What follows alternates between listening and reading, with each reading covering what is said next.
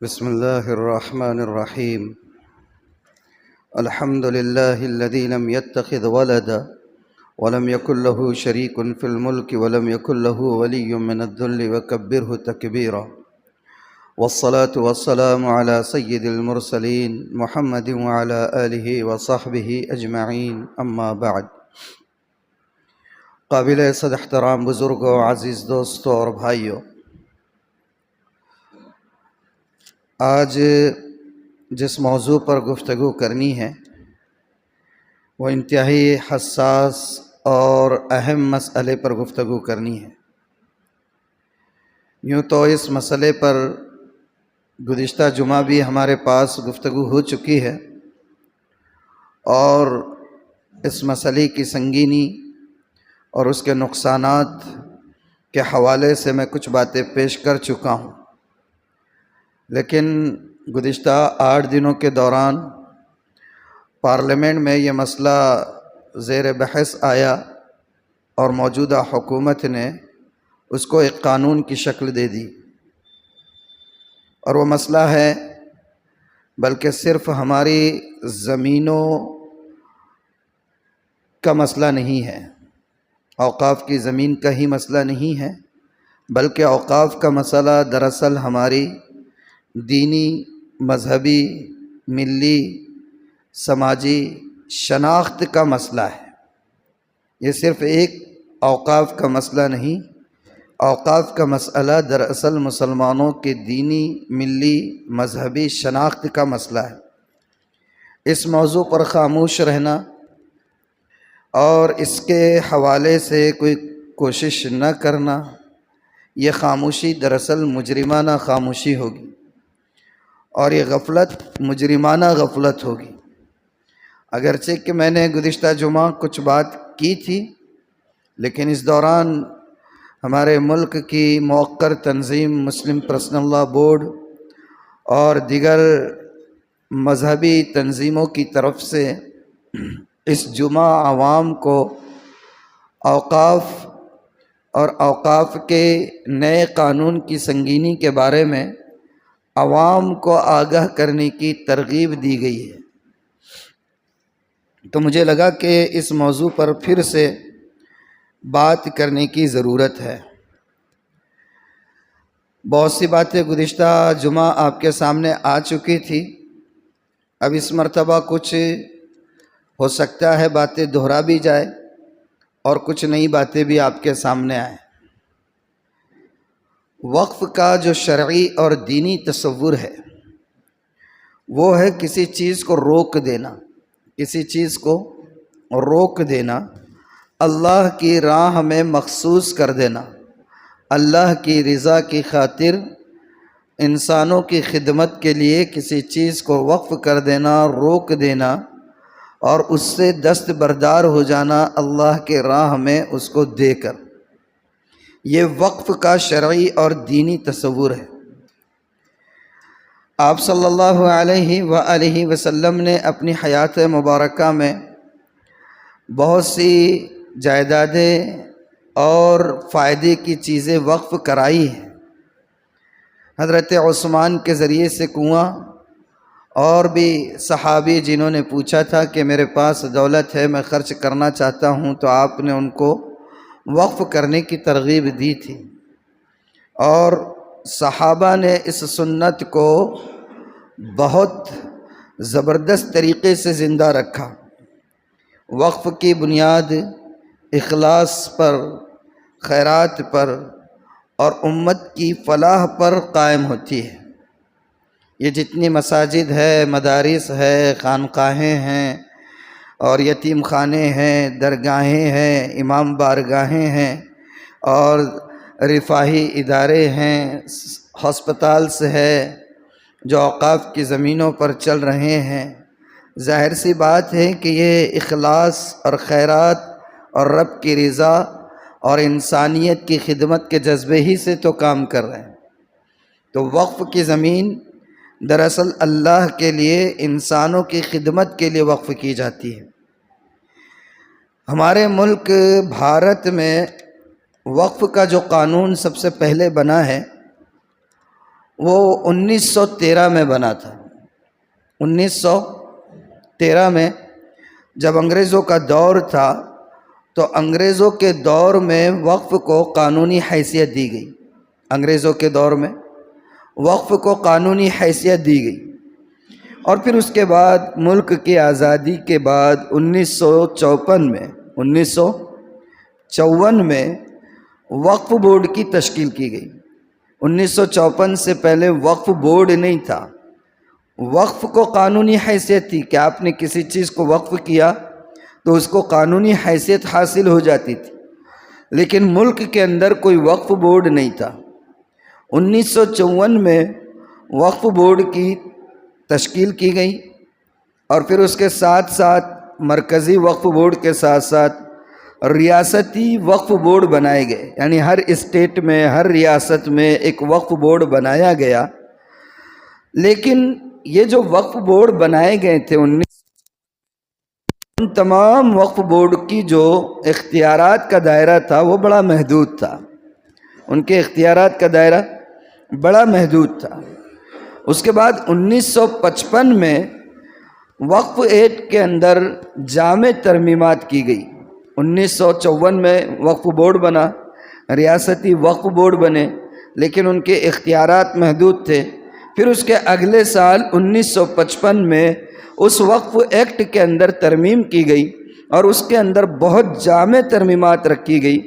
ریاستی بورڈ جتنے بھی تھے پورے ملک کے اندر ان کو خود مختاری دی گئی۔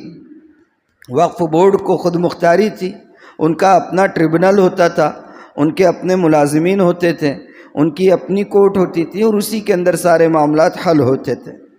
پھر 1955 میں ایک مزید کام یہ کیا گیا کہ سینٹرل وقف کونسل کا قیام عمل میں آیا۔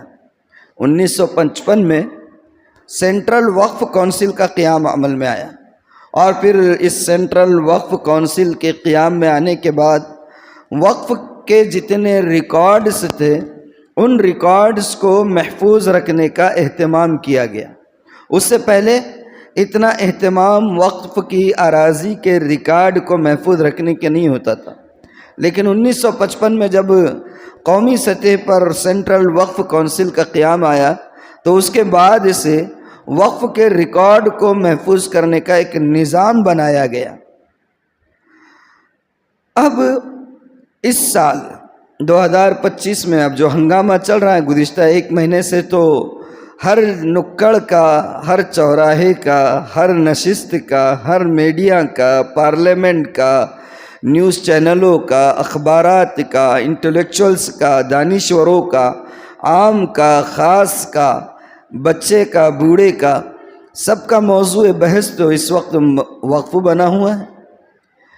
تو یہ جو اتنا مسئلہ گرما گیا اور اتنا موضوع بحث بن گیا، اور مسلمان جو اتنا احتجاج کر رہے ہیں اور اس کے لیے سڑکوں پر آ رہے ہیں اور گرفتاریاں بھی دے رہے ہیں، اور بہت سارے جو پورے ملک کے اندر جو احتجاجات ہو رہے ہیں، تو آخر اس وقف ایکٹ 2025 میں ہے کیا ہے؟ اس کے بارے میں گزشتہ جمعہ میں نے کچھ باتیں آپ کے سامنے رکھی ہیں، کچھ اور چیزیں بھی میں آج آپ کے سامنے رکھ دیتا ہوں تاکہ یہ پورا معاملہ کھل کر آپ کے سامنے آئے۔ سب سے پہلے تو یہ سمجھے کہ حکومت نے اس وقف ایکٹ کا نام ہی بدل دیا ہے۔ اب جو 2025 میں نیا وقف ایکٹ پارلیمنٹ میں پاس کیا گیا ہے، اس کا نام جو ہے وقف ایکٹ 2025 نہیں ہے، اس کا نام انہوں نے رکھا ہے یونائٹڈ وقف management empowerment efficiency and development act 2025، یہ اس کا پورا نام ہے۔ کیا نام ہے؟ اب یہ جو نیا قانون انہوں نے بنایا ہے، اس نئے قانون کا نام انہوں نے رکھا ہے یونائٹڈ وقف management empowerment efficiency and development act 2025۔ اس نام سے اس قانون کو بنایا گیا ہے۔ اب آپ نام کو ہی غور کر لیں کہ یعنی کہ کتنا دھوکہ دینے کی کوشش کی گئی ہے نام کے اندر ہی، کہ یونائٹڈ وقف مینجمنٹ، متحدہ وقف انتظامی committee, empowerment, efficiency and development, یعنی وقف بورڈ کو مضبوط بنانے کے لیے، اس کو مؤثر بنانے کے لیے اور اس کو ترقی دینے کے لیے قانون بنایا گیا ہے۔ لیکن اگر سچ معنی میں دیکھا جائے تو نہ اس بل سے وقف بورڈ کو کوئی ترقی ہونے والی ہے، نہ اس میں شفافیت آنے والی ہے، نہ اس کا انتظام بہتر ہونے والا ہے، بلکہ جس سطح پر ابھی اس وقت جتنے بھی اوقاف کی بورڈ سے ہے وہ سب کے سب تہ و بالا ہو کر رہ جائیں گے، نام میں ہی ملمہ سازی ہے۔ آخر اس وقف کے اندر، اس نئے قانون کے اندر کیا کیا تبدیلیاں ہیں؟ یہ تو میں بتا دیا کہ نام نیا رکھا گیا ہے۔ سب سے بنیادی بات جو اس بل کی ہے اور جو اب قانون بن چکا ہے اور جس کی وجہ سے اس کی مخالفت نہ صرف مسلمان کر رہے ہیں بلکہ سنجیدہ فکر و نظر کے سیکولر افراد بھی اس کی مخالفت کر رہے ہیں، تو اس کی وجہ یہ ہے کہ یہ جو قانون گورنمنٹ نے پارلیمنٹ میں پاس کیا ہے، یہ قانون ہمارے ملک کے دستور کے ذریعے سے دیے گئے بنیادی حقوق کی خلاف ورزی کرتا ہے۔ ہمارے ملک کا جو دستور ہے، جو کانسٹیٹیوشن ہے، اور اس کانسٹیٹیوشن کے جو آرٹیکل 14 ہے، 15 ہے، 26 ہے، 29 ہے، یہ وہ آرٹیکلز ہیں جو ہر انسان کو بنیادی حقوق فراہم کرتے ہیں، آزادی فراہم کرتے ہیں، مذہبی آزادی، شخصی آزادی، فکری آزادی، بولنے کی آزادی، رہن و سہن کی آزادی اور معاشرت کی آزادی، جو ہمارا ملک کا دستور جو آزادی دیتا ہے۔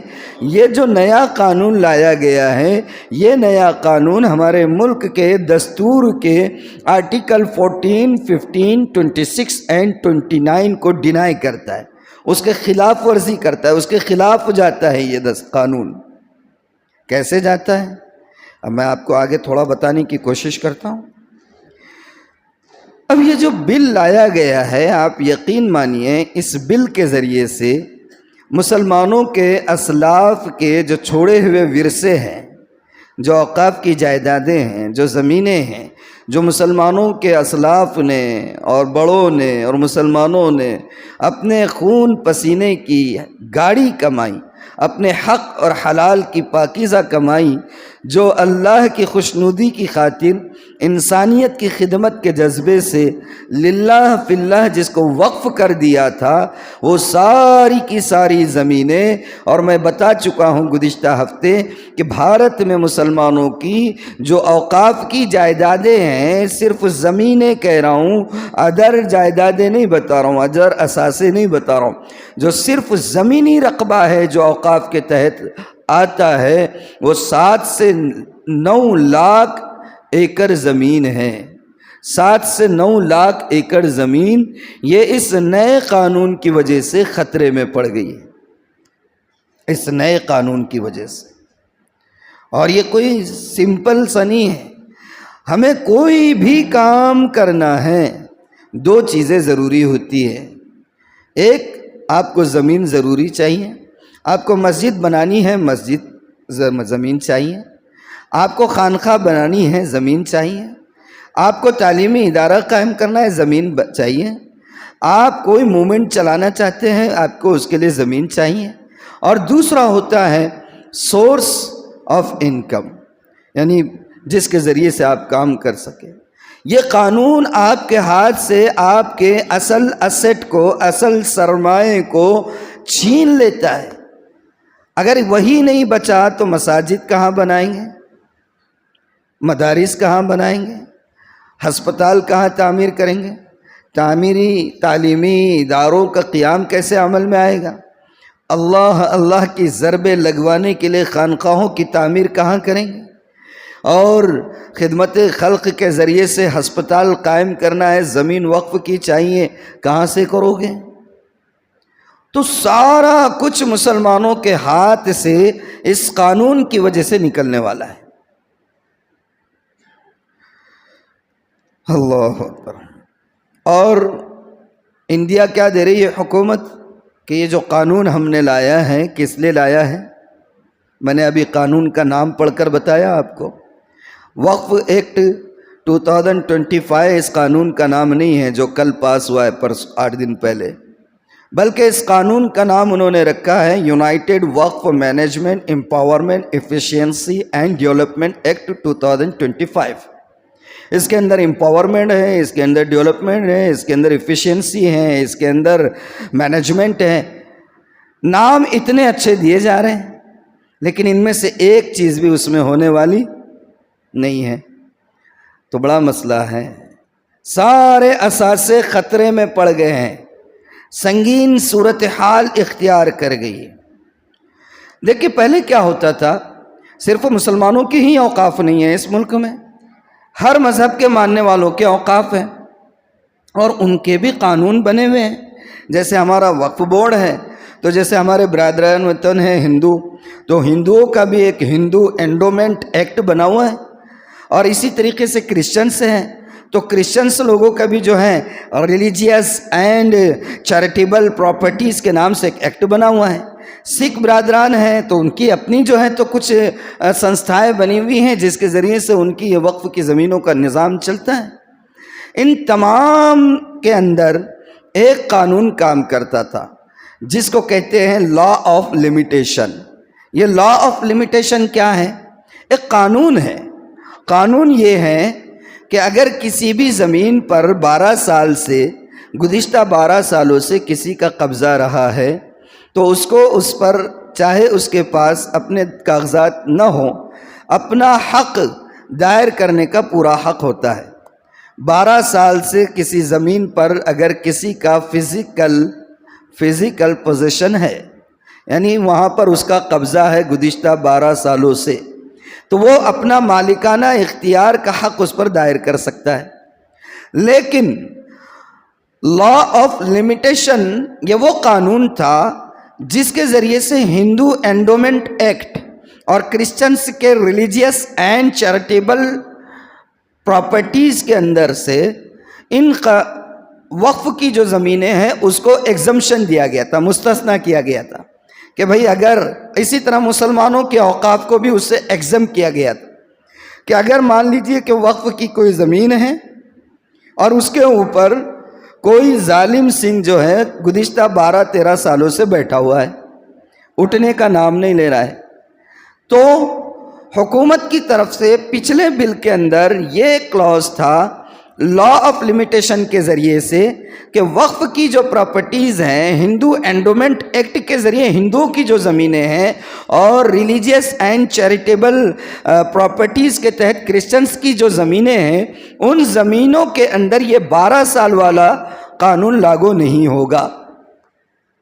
12 سال والا قانون لاگو نہیں ہوگا، اس لیے کہ وقف کی پراپرٹی وہ کسی کی ذاتی ملکیت نہیں ہوتی ہے، وہ اللہ کے لیے، ایشور کے لیے، گاڈ کے لیے وہ دی ہوئی ہوتی ہے، اس پر کسی کا حق نہیں ہوتا ہے۔ تو ان تمام جائیدادوں میں سے لا آف لمیٹیشن کے ذریعے سے ایگزمپٹ کیا گیا تھا، مستثنیٰ کیا گیا تھا، باہر نکالا گیا تھا وقف کی اور دان کی پراپرٹیز کو، کہ اگر کوئی وقف کی زمین پر 12 سال سے بھی زیادہ بلکہ 120 سال سے مان لیجئے، بلکہ میں تو کہتا ہوں 240 سال سے بھی کوئی قابض ہے اور وہ وقف کی زمین ہے تو وہ اس پر اپنے مالکانہ حقوق کا حق دائر نہیں کر سکتا تھا۔ یہ حکومت کا قانون تھا، اور حکومت کا قانون اب بھی ہے ہندوؤں کے لیے، اب بھی ہے کرسچنس کے لیے، اب بھی ہے سکھوں کے لیے۔ لیکن یہ جو نیا وقف کا قانون آیا ہے، اس وقف کے قانون کے اندر سے یہ لا آف لمیٹیشن والا معاملہ مسلمانوں کی اوقاف کے اندر سے نکال دیا گیا۔ سمجھ رہے ہیں بات؟ اب آپ سوچیں کتنی زمینیں ہیں اوقاف کی کہ جس پر 20 سالوں سے سرکاری محکمے بنے ہوئے ہیں، ادارے بنے ہوئے ہیں، انسٹیٹیوشن چل رہے ہیں، ریلوے اسٹیشن بنے ہوئے ہیں، ایئرپورٹس بنے ہوئے ہیں، پوسٹ آفیسز بنے ہوئے ہیں، اور اس کے علاوہ جو ہے خود اپنی قوم کے ضمیر فروش، ملت فروش اور دین و ایمان فروش قبضے کر کے بیٹھے ہوئے ہیں، اور اب اگر یہ کلاز ایگزمشن کا نکال دیا گیا تو 12 سال سے تو وہ دائر کر دیں گے کہ ہم 12 سال سے زیادہ مدت میں اس پر بیٹھے ہوئے اور اب تک ہم پر کسی نے مقدمہ نہیں چلایا، یہ زمین ہماری ہے۔ اب چونکہ لا آف لمیٹیشن کا کلاز اس سے نکال دیا گیا تو آٹومیٹیکلی اس قانون کی وجہ سے صرف 12 سال کے مقدمے کی وجہ سے وہ ساری کی ساری وقف کی زمین جس نے مقدمہ دائر کیا اس کے حق میں چلی جائے گی۔ ہے بات سمجھ میں آ رہی کتنا خطرناک قانون ہے؟ پھر ایک وقف بائی یوزر کا ایک اس قانون کے اندر انہوں نے کیا ہے۔ وقف بائی یوزر کیا ہے؟ وقف بائی یوزر یہ ہے کہ ہمارے اسلاف نے مغلوں کے دور سے اللہ کے لیے سبیلیں جو بنائی، سرائیں بنائے، خانقاہیں بنائے، مدارس بنائے، امام بارگاہیں بنائی اور یتیم خانے بنائے تھے، مساجد کے لیے زمینیں دی تھی، جامع مسجد ہے اور بھی دیگر مساجد ہیں۔ یہ جو زمینیں دی گئی تھیں یہ نظام کے زمانے میں، ان سے پہلے مغلوں کے زمانے میں، اور یہ صدیوں سے مسلمانوں کا اس پر قبضہ چلا آ رہا ہے۔ اب مغلوں کے زمانوں کے پیپر کہاں سے لائیں گے آپ؟ کیا علاؤالدین کا چراغ ان کی قبروں پہ جا کر جو ہے تو رگڑیں گے کہ اٹھ جا کھل جا سم سم؟ علی بابا 40 چور کا کھل جا سم سم بولیں گے؟ یا پھر حضرت عیسیٰ کی طرح جو ہے قبر پہ لات مار کے بولیں گے قم باذن اللہ؟ اٹھے گا مردہ؟ اکبر بادشاہ جہاں سلامت، کیا جہاں پناہ، کیا کیا بولتے پورے القاب کے ساتھ، اٹھ کے بولے گا ہاں یہ زمین ہے، یہ میں نے دیا تھا، فرمان لکھ کے دیتا ہوں، جاؤ بتاؤ کورٹ میں؟ ہوگا ایسا؟ صدیوں سے، 50 سالوں سے مسلمان جن زمینوں کے اوپر جن کا استعمال جاری ہے، اب حکومت یہ کہتی ہے کہ وہ 200 سال سے تمہارے قبضے میں ہے، ہم کو اس سے مطلب نہیں ہے، ان زمینوں کے کاغذات بتانا، اگر اس کے دستاویزات آپ نے کلیئر بتا دیے تو یہ زمین اوقاف کی ہے، ورنہ وہ بحق سرکار ضبط۔ وقف بائی یوزر، پہلے کے وقف قانون کے اندر یہ چیز نہیں تھی۔ یہ تھا کہ بھئی اگر صدیوں سے، سالوں سے، دہائیوں سے اگر وہ مسلمانوں کے استعمال میں ہے اور اس پر کسی کے کوئی کاغذات بھی نہیں ہیں تو اس کو وقف کی پراپرٹی ہی سمجھا جائے گا۔ بات سمجھ میں آ رہی ہے؟ آسان سمجھا رہا ہوں۔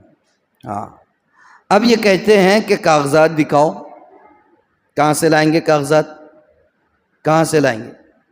پھر وہ چراغ ڈھونڈنا پڑے گا اپنے کو، برابر ہے؟ اور چراغ تو ملنے والا نہیں ہے، کہاں سے ملے گا؟ اپن تو ہے بھی نہیں اتنے بلند کے چراغ کے اوپر قابض ہو سکے۔ یہ ایک بڑا مسئلہ تھا۔ اللہ اکبر۔ اچھا، حکومت کو جب یہ کیا گیا کہ یہ قانون آپ بنا رہے، کہاں سے پیپر لائیں گے؟ یعنی بہت ساری جو پارٹیاں ہیں نا، جو جے پی سی میں بل گیا تھا تو لوگوں نے اپنی اپنی پارٹیوں سے مطالبے کیے تھے کہ اس میں آپ جو ہے یہ رائے دیجئے، تو بہت سی پارٹیوں نے حکومت کے سامنے مدعا رکھا کہ بھئی یہ پرانے 100 سالوں کے 200 سالوں کے پیپر کہاں سے لائیں گے؟ اس کا مطالبہ غلط ہے۔ تو انہوں نے کہا کہ نہیں ٹھیک ہے، کوئی بات نہیں، کوئی بات نہیں ہے، جو ابھی چل رہے ہیں ان کے بارے میں سوال نہیں ہوگا، ان کے بارے میں سوال نہیں ہوگا، لیکن آگے جو وقف ہوگا اس کے پیپر بتانا پڑے گا۔ ہاں، لیکن جو چل بھی رہے ہیں شرط یہ ہے کہ وہ معاملہ ڈسپیوٹیڈ نہ ہو۔ وہ معاملہ کیا ہو؟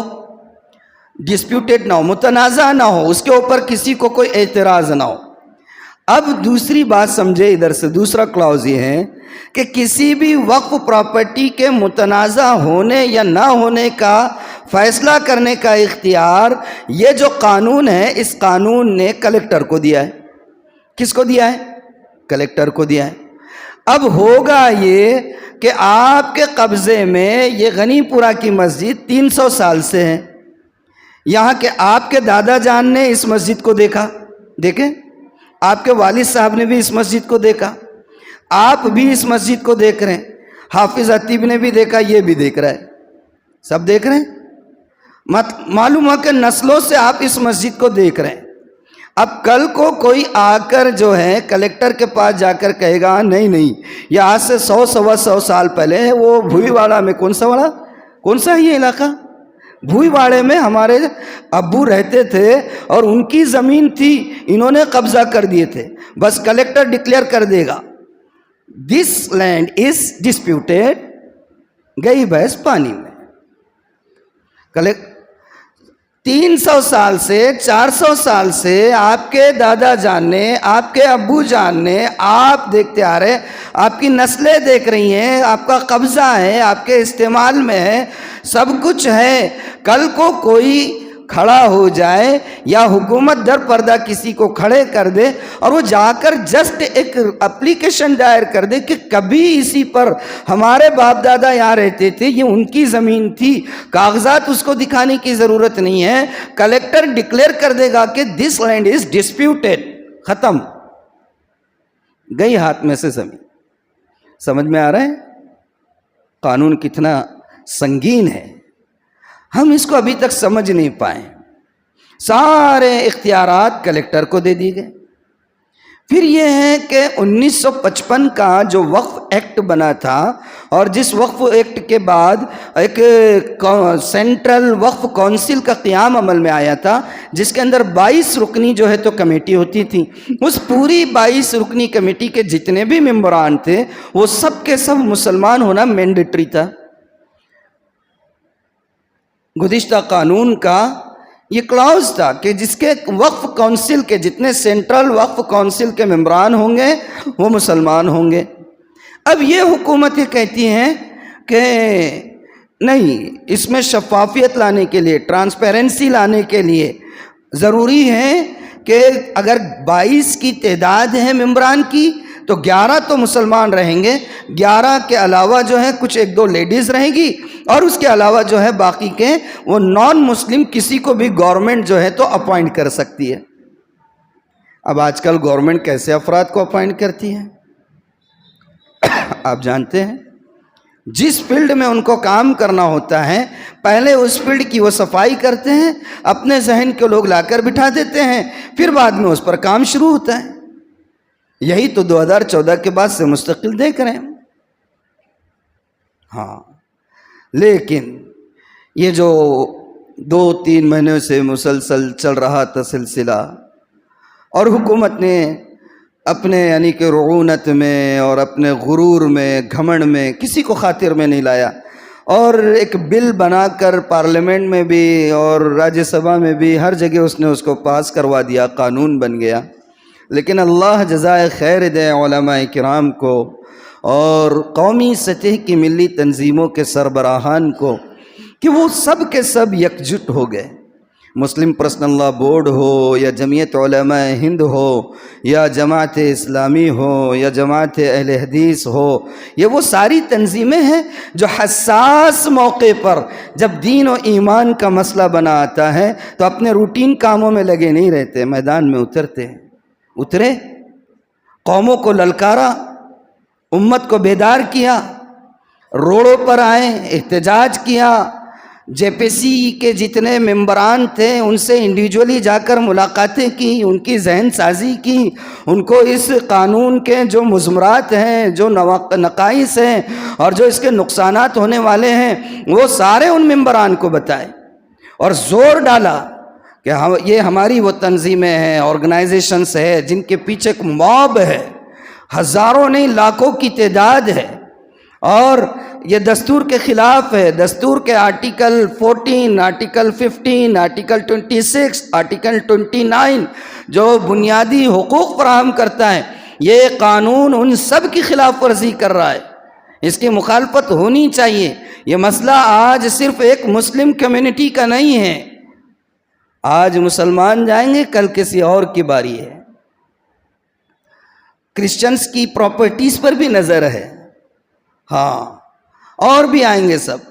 جلتے گھر کو دیکھنے والوں، پھوس کا چھپر آپ کا ہے،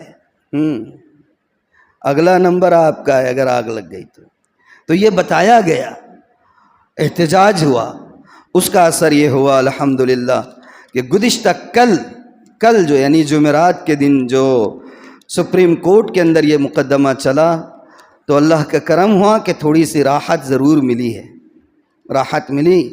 سپریم کورٹ نے حکومت سے وضاحت طلب کی کہ بھئی یہ جو قانون آپ لا رہے ہیں، جتنے امینڈمنٹس آپ نے کیے ہیں، جتنی ترمیمات آپ نے کی، آپ کیسے ثابت کرتے ہیں کہ یہ سارے امینڈمنٹ دستور کے خلاف نہیں جا رہے؟ بتائیے. آپ کیسے اس کو ثابت کریں گے کہ یہ جو ہے مناسب ہے، مسلم کمیونٹی کے حق میں ہے، جبکہ مسلم کمیونٹی پورے بھارت میں واویلا کر رہی ہے کہ اس سے ان کو تکلیف ہے؟ آپ ثابت کریں کہ ان کو تکلیف نہیں ہے، ان کو اس قانون سے راحت ملنے والی ہے۔ سوال ایسا تھا کہ آئیں بائیں شائیں کرتے رہ گئے، جواب نہیں بن پڑا۔ 7 دن کا وقت دیا گیا ہے، کتنے دن کا؟ حکومت کو جواب داخل کرنے کے لیے۔ راحت ضرور ملی ہے، تاہم یہ راحت دائمی نہیں ہے، عارضی ہے۔ کیا ہے؟ عارضی ہے۔ 7 دن کے بعد کتنے خرید و فروخت ہو سکتی ہیں، کتنی کرسیاں بدلی جا سکتی ہیں، کتنوں کے پاس ای ڈی کے طوطے جاتے ہیں، کتنی کے پاس انکم ٹیکس کے طوطے جاتے ہیں، اب اللہ جانے، اللہ ہی مانے۔ لیکن اللہ کی ذات کریم ہے، ہمیں عدلیہ پر اعتماد ہے۔ ہمارے ملک کے عدلیہ نے کئی مرتبہ یہ ثابت کیا ہے کہ اب تک اللہ کے کرم سے 1000 نفرتوں کے باوجود ملک کی عدلیہ ابھی تک پوری طرح مسموم ہونے سے محفوظ ہے۔ تو اللہ کی ذات سے امید رکھنا چاہیے۔ اب ہمیں کیا کرنا ہے؟ عوام میں بیداری پیدا کرنی چاہیے، بتانا چاہیے کہ یہ جو وقف پر حملہ، یہ صرف وقف پر حملہ نہیں ہے، بلکہ مسلمانوں کی ملی شناخت، دینی شناخت، معاشرتی شناخت پر حملہ ہے۔ یہ وقف پر حملہ نہیں ہے۔ حملہ کس پر ہے؟ آپ کی دینی شناخت پر ہے۔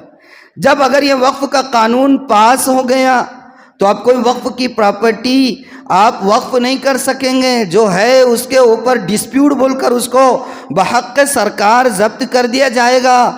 کہاں بناؤ گے مساجد، کہاں قائم کرو گے اسکولز اور کالجز اور ہسپتالز اور تعلیمی ادارے اور رفاہی کام، کہاں آسمان پر اڑ کر کرو گے، کہاں کریں گے؟ تو یہ ہمارے ملی شناخت کا مسئلہ ہے۔ دوسرا کام یہ کرنا ہوگا کہ قانونی تیاری مسلم کمیونٹی کو کرنا ہوگا۔ میں بات تو کرتا ہوں مگر افسوس بھی ہوتا ہے، مجمع نہیں ہوتا ہے۔ دل نکال کر رکھنے کی کوشش کرتا ہوں، جن کو سنانا چاہتا ہوں وہ لوگ یہاں پر ملتے نہیں ہیں، وہ لوگ ملتے نہیں ہیں، اور بعض محبوب افراد کی محبت جانے دیتی نہیں ہے، وہ مجمع ملتا نہیں ہے۔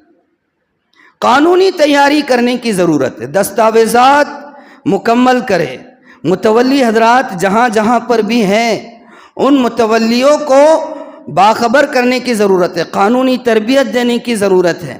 کاغذات مکمل کرے، دستاویزات مکمل کرے، رجسٹریشن کا کام مکمل کرے، ہر اعتبار سے قانونی دائرے میں رہ کر کام کرے، وقف کی زمین جتنی ہے اس سے 1 انچ آگے نہ جائے۔ یہ ساری جو ہے ان کی تربیت کرنے کی ضرورت ہے۔ ملت کا اتحاد ضروری ہے۔ اب ایسے نازک موڑ پر ہم لوگ ہیں کہ ایسے موقع پر مسلکی، جماعتی، فقہی اختلافات سے اوپر اٹھ کر ایک پلیٹ فارم پر آ کر متحد ہو کر آواز اٹھانے کی ضرورت ہے۔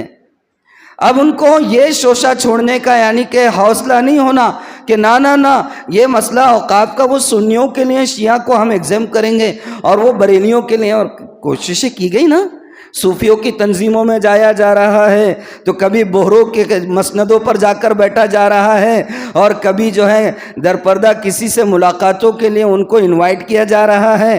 یہ دراصل آپ کے مسلکی جو اختلافات ہیں اس سے وہ آپ سے زیادہ اویئر ہیں اور آپ سے زیادہ اس کو توڑنے پر قادر ہیں، اور ساری اسٹریٹجی ہے، پوری تیاری ہے، سب کچھ کر سکتے ہیں۔ اب وقت آ گیا کہ ہم اپنے مسلکی، فقہی اور نظریاتی اور آئیڈیالوجی اختلافات سے اوپر اٹھ کر متحد ہو کر ہر مسئلے میں آواز اٹھانے والے بنے۔ دوسرا کام کیا کرنا ہے؟ علماء کی آواز پر لبیک کہے۔ مسلم پرسنل لا بورڈ، جمعیت علماء، جماعت اسلامی، یہ علماء کو اللہ نے جو فہم دیا ہے، جو نبوی فراست دی ہے، جو نبوی وراثت دی ہے، اس کا اثر ہے کہ کبھی وہ قوم کو بے یار و مددگار چھوڑتے نہیں ہیں، بے یار و مددگار چھوڑتے نہیں۔ ہم تو کمانے میں ہی مصروف ہیں نا، کبھی رکے ایک دن آفس نہیں گئے، برابر چل رہا ہے۔ محنتیں کون کر رہے ہیں؟ وہی جن کو سمجھا جاتا ہے بہت باتیں بہرحال، تو یہ سب کام کرنے کی ضرورت ہے۔ اللہ تعالیٰ عمل کی توفیق عطا فرمائے۔